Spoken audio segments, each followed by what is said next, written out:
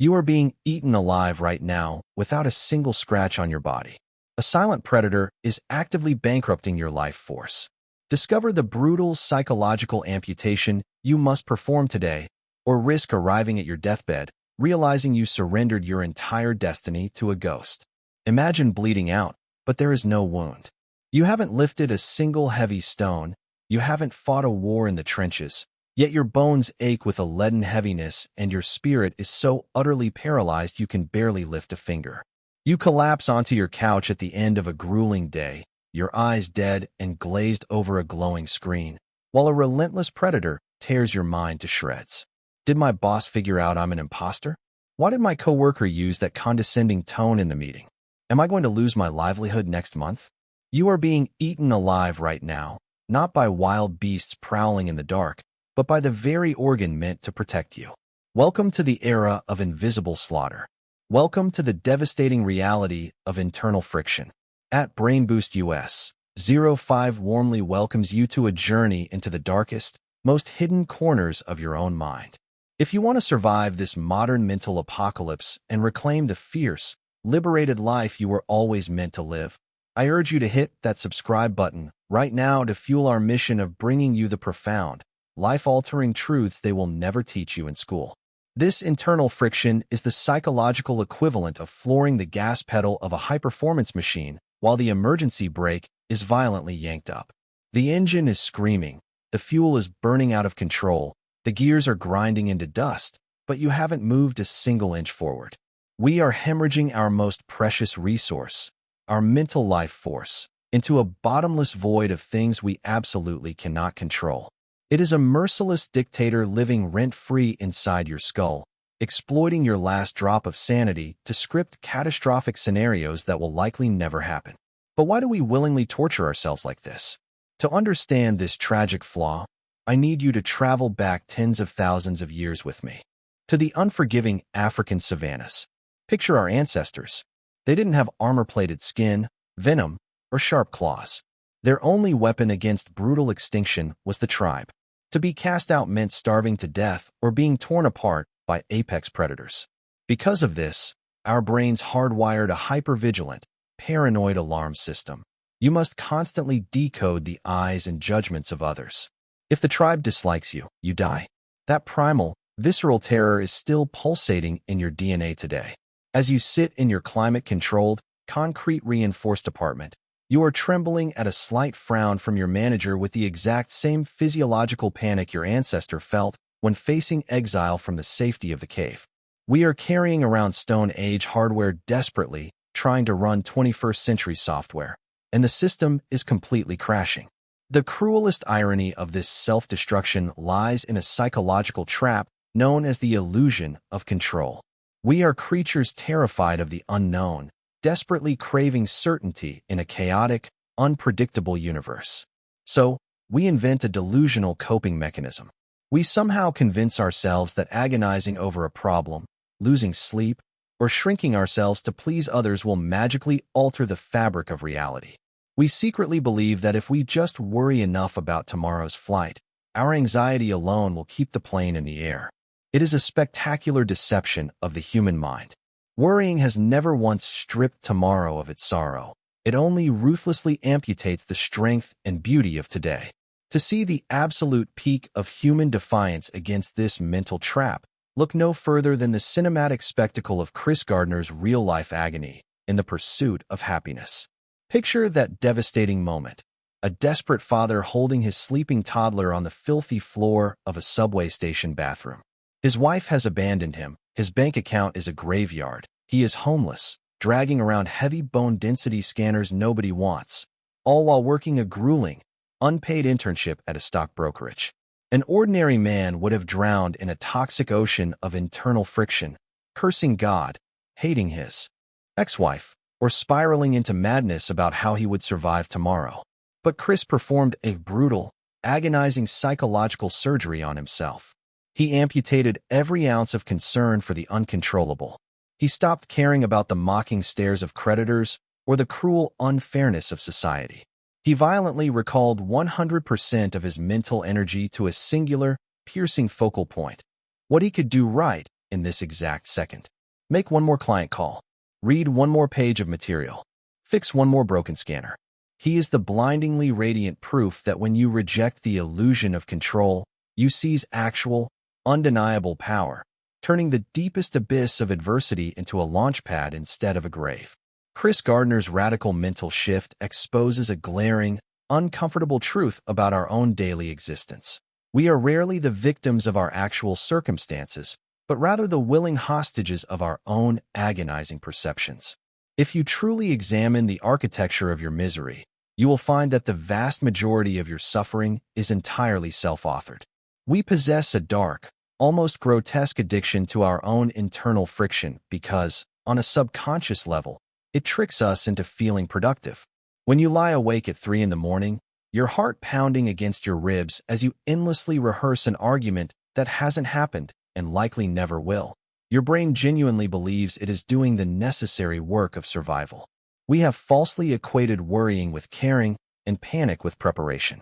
You convince yourself that if you just analyze every microscopic variable, every slight change in a client's email, every subtle shift in your partner's mood, every potential fluctuation in the economy, you can somehow build an impenetrable fortress against failure and heartbreak. But this fortress is built on a foundation of vapor. The reality is that your hyperanalysis is not a shield, it is a poison. You are forcing your nervous system to endure the physiological trauma of a disaster that exists nowhere but in your own imagination. Think about the sheer absurdity of this human condition. We drag the unchangeable regrets of the past and the unknowable terrors of the future into the sacred space of the present moment, crushing our spirit under a weight we were never designed to carry. The ego is the master architect of this prison. Your ego is terrified of powerlessness, so it creates phantom battlefields where you can fight endless, exhausting wars in your head, simply to maintain the illusion that you are in the driver's seat of the universe. It whispers that if you drop your guard for even a fraction of a second, the world will collapse around you. It is a brilliant, devastating lie that keeps you perpetually exhausted, deeply cynical, and tragically disconnected from the raw beauty of the life unfolding right in front of you. We become so obsessed with steering the wind that we completely forget how to adjust our sails, leaving our potential stranded in a dead calm of our own making. Because we are so deeply addicted to this false sense of control and this endless mental warfare, we silently bleed out our most vital energy on battlefields that do not even exist. The tragedy of internal friction is not just the immediate anxiety it provokes. It is the staggering, unrecoverable opportunity cost of a life half-lived. I want you to truly process the finite nature of your existence. You only have a limited, highly unpredictable number of days on this earth, and a finite reservoir of cognitive energy to spend each morning.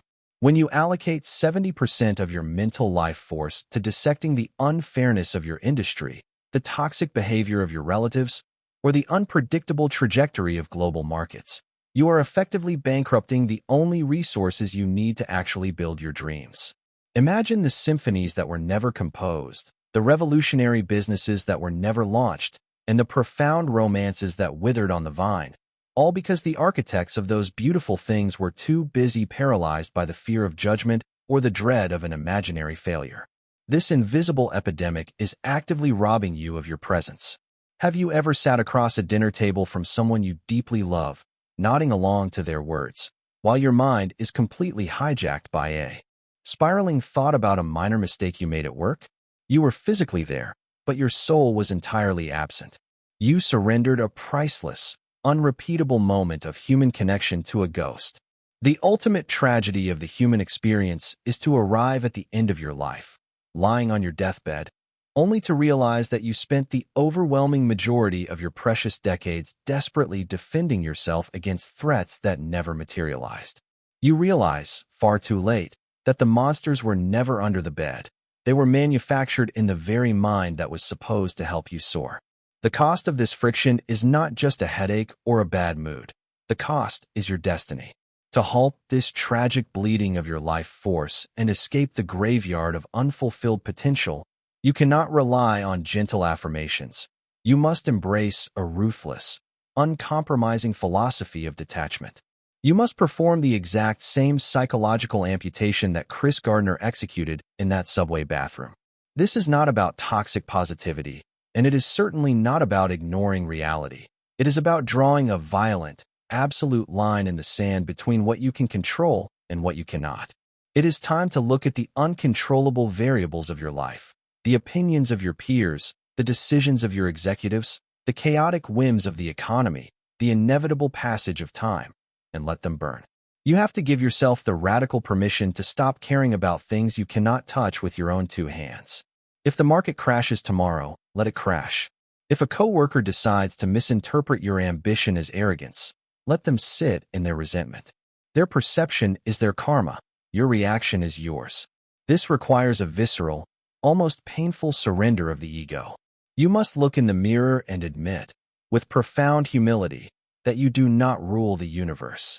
You are merely a sailor on a vast, unpredictable ocean. The fool screams at the storm, cursing the dark clouds and exhausting himself trying to punch the waves into submission. The master simply secures his cargo, grips the helm with terrifying focus, and steers his ship through the chaos. When you notice your mind spiraling into the abyss of what-ifs and should-haves, you must develop the cognitive discipline to snap the emergency brake. Ask yourself one piercing question. Is this completely within my control right now? If the answer is no, drop it like a burning coal. Refuse to donate another second of your precious, irreplaceable life force to a useless cause. Recall every ounce of your stray energy, gather it up from the past and the future, and slam it violently into the only space where you have absolute, godlike authority, the present action. When you finally drop the crushing, impossible burden of trying to govern the universe, a breathtaking silence washes over your mind, revealing the immense, sovereign power you always possessed. This is the ultimate awakening. The moment you stop bleeding your energy into the void of the uncontrollable, a miraculous alchemy occurs. All that wasted anxiety, all that exhausting paranoia, is instantly transmuted into a hyper-focused, laser-like intensity. You stop being a victim of your environment, and you become a deeply dangerous, unstoppable force of nature. Because while everyone around you is busy crying about the rain, drowning in their own internal friction and complaining about the unfairness of the game, you are quietly building your ark. You begin to move through the world with a stoic, magnetic grace. Insults bounce off you like pebbles against a titanium wall. Unforeseen disasters no longer shatter your identity. They merely present a new, intriguing puzzle for your liberated mind to solve. You reclaim the absolute ownership of your emotional state. Joy is no longer conditional on everything going perfectly according to a fragile plan. Joy becomes your baseline, anchored deeply in the pride of knowing you are doing your absolute best with the tools you hold right now. This is the fierce, liberated life I promised you at the beginning of this journey. It is not a fairy tale. It is a neurological choice available to you in this exact second. You do not have to wait for the perfect job, the perfect partner, or the perfect bank balance to feel at peace. The cage door has always been wide open, but you have to be brave enough to step out into the terrifying, beautiful unknown. Reclaim your mind. Amputate the uncontrollable. Refuse to be eaten alive by your own thoughts for one more day. Step into the arena of your life not as a fearful prisoner of circumstance, but as the unquestioned master of your own soul. The ultimate tragedy of the human experience is not the adversity we face, but the psychological prisons we build for ourselves. We squander our finite, irreplaceable energy on phantom battlefields, obsessing over unchangeable past regrets and agonizing over imaginary future disasters. This relentless internal friction tricks us into feeling prepared, yet it only leaves us exhausted, paralyzed, and completely disconnected from the present moment. The profound realization here is that this suffering is almost entirely self-authored. We are held hostage by our ego's desperate need to control the uncontrollable. To break free, we must perform a radical psychological amputation.